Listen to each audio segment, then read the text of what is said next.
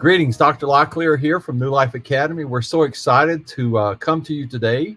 And I do have two very special guests that we'll be checking in a little bit later in the video. Ms. Washburn, our lower school principal, and Mr. Bronson, our upper school principal. So I just wanted to check in and just talk briefly about how excited we are to be able to continue live instruction each and every single day.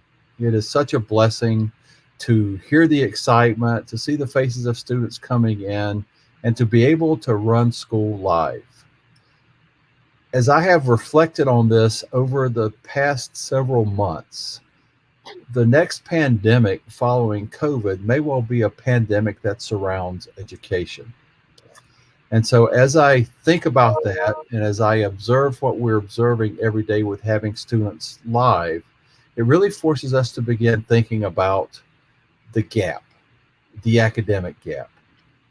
And as we process what that gap looks like, we have learned for most students, online learning and education is not a replacement for live instruction, but the quality of the online instruction is paramount if we ever have to go back to a situation where we pivot back to learning from home. But what I want to talk about today is everything that we're trying to do to make sure that we ensure the academic growth of your children. First and foremost, learning doesn't happen by accident. It just doesn't happen. And we do not wish to turn that over or allow that to be any less important than anything else. At the end of the day, making sure that your students are safe and healthy, but also receiving a great education is truly important to us. Next, we just want to make sure that the engagement in the classroom is quality and that quality learning is happening and that our students are thriving. They're not just surviving. Next is the social and emotional support that students are receiving, being a part of a group, being a part of a classroom. And that is probably the number one reason for their excitement to be back. And the final thing is, at New Life Academy, we're truly trying to be prepared for anything. And we have worked and prayed so hard just to be able to make sure that we come back live. But if something comes up, we're ready to pivot and make that shift. And shifting to flex ed, continuous learning, high quality in-person and remote, this brings the greatest success in mitigating the learning gaps that we've talked about. So whether we're online, in person, or somewhere in between, our academic programming will prepare your children to be faith-filled and future-ready. And that's very important as we navigate this time, but more importantly, as we look out a year from now and look back retrospectively and ask, did students truly progress in learning during this time? So what I'd like to do next is to open it up to Ms. Washburn and Mr. Bronson to talk some about what they're seeing in the school at this time. We're all out and about, and we'd just like for them to share some stories about what they're seeing and hearing. Ms. Washburn, could we start with you, please? Sure, thank you. So when thinking about traditional education, we have to think about it in more than one way. We have to take in the needs of our students for the emotional, social, spiritual, and educational well-being. In-person school can address and work on each of these. In-class time is important for children as they develop relationships with their teachers, seeing the care that they have for them, being positive role models so that they can learn to respect authority. Making friends and learning to respect their classmates helps develop lifelong skills that will serve them throughout their life. And that starts in the lower grades. Here at New Life, we are working with our students on a daily basis to nurture and grow their understanding of the Lord through Bible class, chapels, and service projects that help kids see the needs of others. New Life wants to partner with families along with the church to be a united front for the Lord. And educationally, we see the importance of the classroom as teachers can understand how each child learns and work with them where they're at and not have a one-size-fits-all mentality. At New Life, we differentiate learning to the needs of each child. Varied activities that engage children happen daily here, from independent work, group work, varied experiences of music, art, Spanish, PE, and exposure to STEAM activities. all which develop your child to grow into the promise in our mission statement of educating them to impact the world for Jesus Christ. We are blessed and humbled to work with your children each and every day and do not take that responsibility lightly. Thank you for your trust in us. And I'm excited to have chapel going on now and being able to have one class at a time come down to the worship center. And then it's even fun to even walk around as they're worshiping in their classrooms and I'm hearing the songs.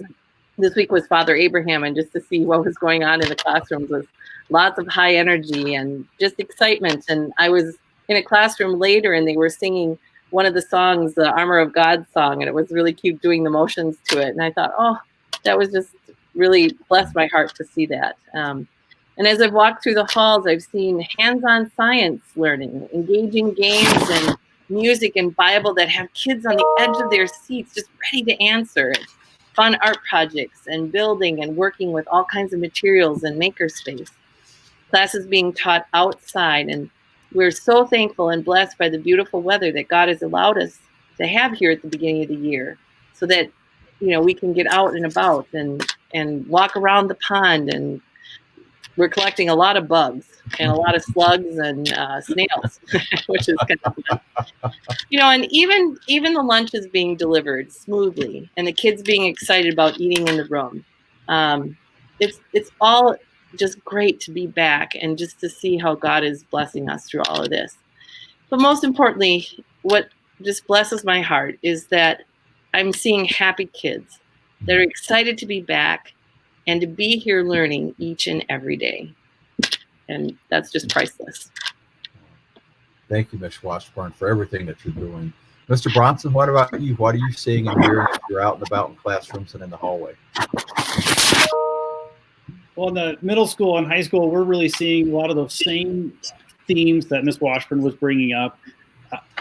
For myself personally, seeing students come into the building every morning, that sun's popping out and the kids are coming in with their masks on, which feels a little different, but once you see that just evaporate away with kids smiling at each other and students talking about what they're going to be learning about academically in class and who said what funny comment in class, and really we recognize that learning becomes a social construct, right? It's a relational piece between that teacher and a group of students in a classroom. And those students being able to rub shoulders academically and emotionally as they walk through their day together in their learning environment is really a joy to see. We are also seeing our chapel band be able to perform on the stage with each other, streaming that out into classrooms where the students can sing corporately worship songs together has been really a joy for us to see in our building.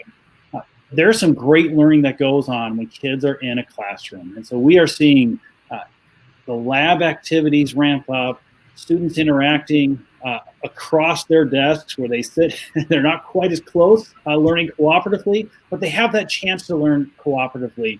And the teacher's there to guide them through and help nudge them just in that right direction or ask those insightful questions. It's been wonderful as well to see students waiting for the bell to ring and chatting back and forth about the fun things that occurred yesterday or what they're looking forward to coming up in the weeks to come. So we're really seeing that the teachers can bring those experiences in the classroom. The students have that chance to interact and hang out with all of their peers as they learn together in their classes. Lunch is also a great joy. It doesn't matter if you're a first grader or a seventh grader or a 12th grader, you are excited for lunch. And we bring in those bag lunches or those hot lunches, and that smell is there and it feels good, and the kids are just excited to eat. That's been a joy to see. Chapel, as I mentioned, has been a joy to see.